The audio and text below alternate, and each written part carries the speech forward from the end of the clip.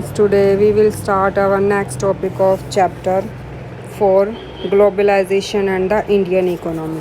पिछले वाले टॉपिक में हमने पढ़ा था कि कैसे जो गवर्नमेंट है वो ट्रेड बैरियर्स को रिस्ट्रिक्शंस को हटाती है और जो ये ट्रेड बैरियर्स को रिस्ट्रिक्शंस को हटाने की जो प्रोसेस है उसको लिबरलिज्म बोला जाता है। उसके बारे में हमने पढ़ा था। आज का जो टॉपिक होगा वो होगा हमारा वर्ल्ड ट्रेड ऑर्गेनाइजेशन WTO। अब भारत में क्या है, जो लिबरलाइजेशन को किसने वो क्या किया है, जो इंटरनेशनल जो फॉरेन ट्रेड और इन्वेस्टमेंट है, जो काफ़ी सारी इंटरनेशनल ऑर्गेनाइजेशन है उन्होंने क्या किया है, फेवर किया है, सपोर्ट किया है। अब जो ये ऑर्गेनाइजेशंस है ये क्या करती है, ट्रेड बैरियर्स को और फॉरेन इन्वेस्टमेंट को हटाती है।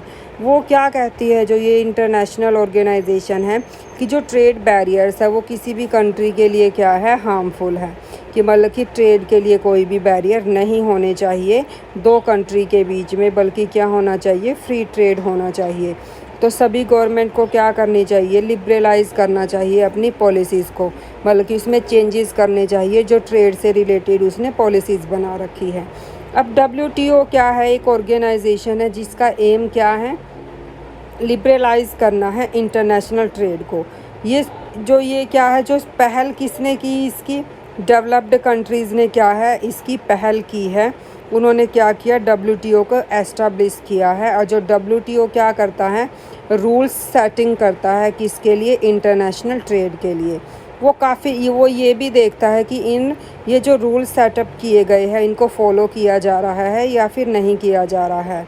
WTO के साथ 2014 जून में क्या था, 160 कंट्रीज़ थी और 2000 जुलाई 16 में क्या थी, 165 कंट्रीज़ क्या है इसके साथ जुड़ी हुई है, मतलब कि इसकी मेंबर्स हैं। अब जब WTO है वो क्या करता है, सभी को फ्री ट्रेड की क्या करता है, फैसिलिटी प्रोवाइड करवाता है। और ये भी देखता है कि जो डेवलप्ड कंट्रीज़ है वो अपना इन्फ्लुएंस ना बनाए डेवलपिंग कंट्रीज़ के ऊपर, कि अनफेयरली रिटेन ट्रेड बैरियर्स, बल्कि वो क्या करे कि उनके ऊपर भी कंट्रोल रखता है कि वो ज़्यादा अपना व्यापार ना बढ़ाए, क्योंकि उसकी वजह से क्या होगा, डेवलप्ड कंट्रीज़ तो और भी डेवलप्ड होती चली जाएगी और जो डेवलपिंग कंट्रीज़ है वो डाउन चली जाएंगी। इसलिए WTO क्या करता है, अपने रूल भी फोर्स करता है डेवलपिंग कंट्रीज़ के ऊपर। वो क्या कहता है कि वो ट्रेड बैरियर्स को रिमूव करे, अपने कंट्रीज़ के अंदर इन्वेस्टमेंट करने दे दूसरी कंट्रीज़ को, और साथ अब ये इन्वेस्टमेंट करने देगा तो क्या होगा, जिसकी वजह से कंट्री में नई टेक्नोलॉजी के बारे में पता चलेगा और वो इम्प्रूव कर जाएगी। और साथ ही साथ जो इसका एग्ज़ाम्पल है वो किसके ऊपर है, डिबेट होती है WTO में एग्रीकल्चरल प्रोडक्ट्स को लेके, कि हम कैसे कम ज़मीन पर ज़्यादा से ज़्यादा क्या कर सके, प्रोडक्शन कर सके, उसके बारे में ये डिबेट चलती रहती है। अब जो नेक्स्ट टॉपिक होगा वो होगा हमारा इम्पैक्ट ऑफ ग्लोबलाइजेशन, बल्कि अब ग्लोबलाइजेशन का जो इम्पैक्ट है वो कैसे पड़ा है। अब लास्ट जो 20 ईयर्स है, देखा जाए जो ग्लोबलाइजेशन है वो इंडियन इकोनॉमी के लिए क्या है, एक लंबा वे है, बल्कि काफ़ी दूरी तय की है। अब इसका इफ़ेक्ट क्या है, लोगों के जीवन पर भी पड़ा है और इसके हमें कुछ एविडेंस देखने को भी मिलते हैं। अब जो ग्लोबलाइजेशन है वो ग्रेटर कंपटीशन किसके साथ किस में होती है, प्रोड्यूसर्स के बीच में, दोनों लोकल और फॉरेन प्रोड्यूसर्स के बीच में।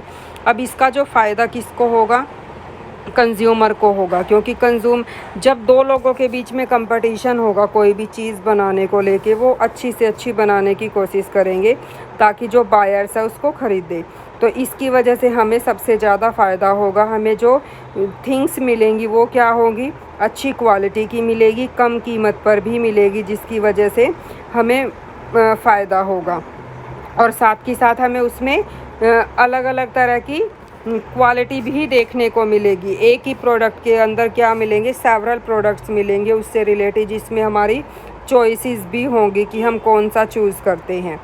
अब साथ के साथ क्या है, इसने लोगों की क्या किया है, जो लिविंग स्टैंडर्ड है उसमें भी इम्प्रूवमेंट की है।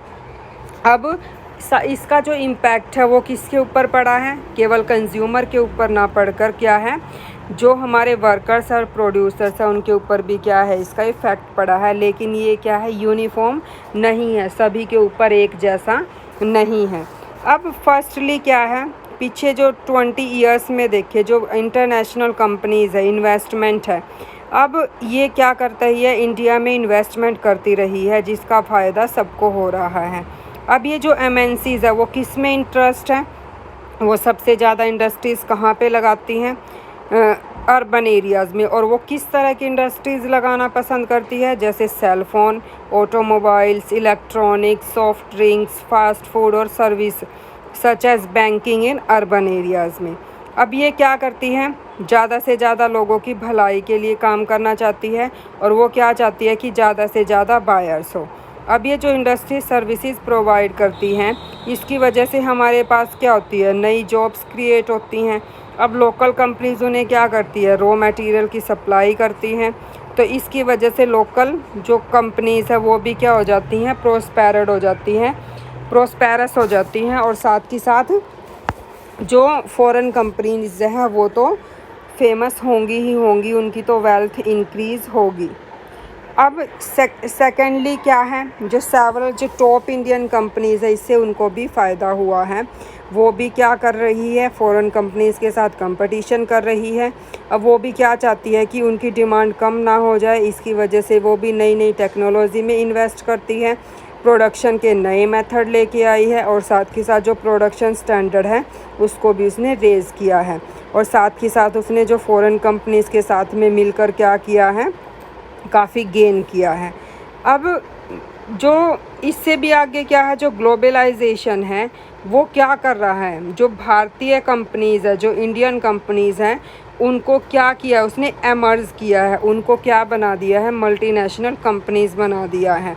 बल्कि उनको इस तरह की आइडियाज़ प्रोवाइड किए कि उन्होंने भी क्या कर दिया है, दूसरे देशों में जाके अपने प्लांट लगाना शुरू कर दिए, जैसे Tata Motors, Infosys, Ranbaxy, Asian Paints, Sundaram Fasteners, nut and bolts. इस तरह की जो ये कंपनीज़ हैं, ये इंडियन कंपनीज़ है, इन्होंने भी अपना जो ट्रेड है क्या कर लिया है, पूरे के पूरे वर्ल्ड में फैला लिया है।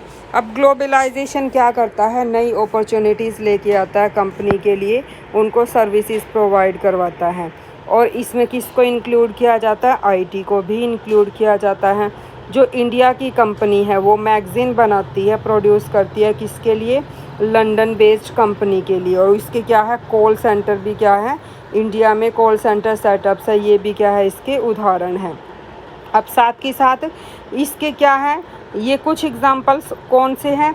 और इस जो होस्ट सर्विसेज है, जैसे such as data entry, accounting, administrative task, engineering, ये भी क्या है, सर्विसेज क्या है, भारत जैसे देशों में क्या है, अवेलेबल है, बल्कि चीप रेट पे क्या है, अवेलेबल है।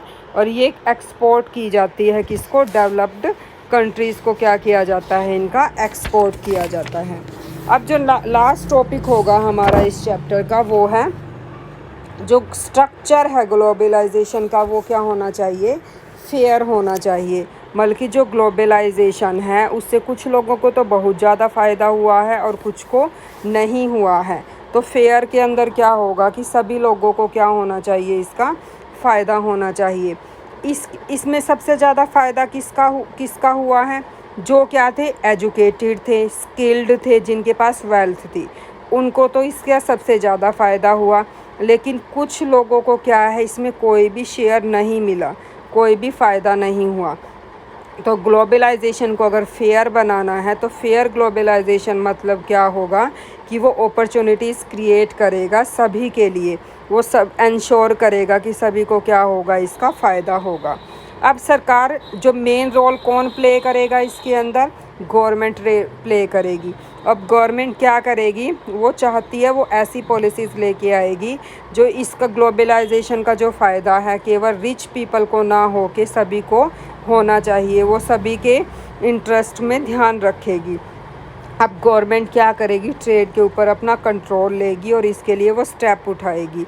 वो ये इंश्योर करेगी कि जो लेबर है, मान लो कोई कंपनी लगाई गई तो तो उसमें जो लेबर है किस लिमिट तक प्रोवाइड करवाई जाएगी, तो वो मिनिमम वेजेस क्या करती है, पहले ही बना देती है लेबर लॉ के थ्रू। मतलब कि उनको वर्किंग कंडीशन कैसे दी जाएंगी, कितने वर्किंग हावर्स होंगे, उनको और क्या क्या राइट दिए जाएंगे, ये गवर्नमेंट पहले से ही तय कर देती है और ये उसके ऊपर कंट्रोल रखती है। और साथ के साथ गवर्नमेंट क्या करेगी, जो स्मॉल प्रोड्यूसर्स हैं उनको बोलेगी कि वो इम्प्रूव करे, अपनी परफॉर्मेंस लेके आए, जो वो प्रोडक्शन कर रहे हैं उसमें इम्प्रूवमेंट करे, ताकि वो जो फ़ॉरेन कंपनीज़ के साथ क्या कर सके, compete कर सके। अब सरकार क्या यूज़ करेगी इसके अंदर, जो गवर्नमेंट के क्या हैं पॉलिसीज़ है, जो ट्रेड बैरियर्स है उनको भी क्या करेगी, जो फेयरर रूल्स है WTO के उनको भी वो फॉलो करेगी। और साथ के साथ वो अपनी कंट्री में जो लोकल प्रोड्यूसर्स हैं उनको अपने प्रोडक्शन को इम्प्रूव करने के लिए बोलेगी, ताकि वो क्या कर सके, दूसरी कंट्रीज़ के साथ भी कंपटीशन कर सके, वो भी क्या कर सके, दूसरी कंपनी में जाके इन्वेस्ट कर सके। अब पिछले कुछ ईयर से क्या हुआ है, काफ़ी सारे क्या किए गए हैं, इसके लिए कैंपेन शुरू किए गए हैं। जो रिप्रेजेंटेशन है जो लोगों का किस में बढ़ता जा रहा है, WTO की तरफ बढ़ता जा रहा है। वो क्या चाहते हैं कि डेमोस्ट्रेट चाहते हैं। डेमोस्ट्रेट की वजह से इसमें क्या होगा, जो डेमोस्ट्रेट क्या कहता है कि जो मेन रोल प्ले करता है किसी भी चीज़ में, वो मेन रोल कौन प्ले करता है, पीपल प्ले करते हैं।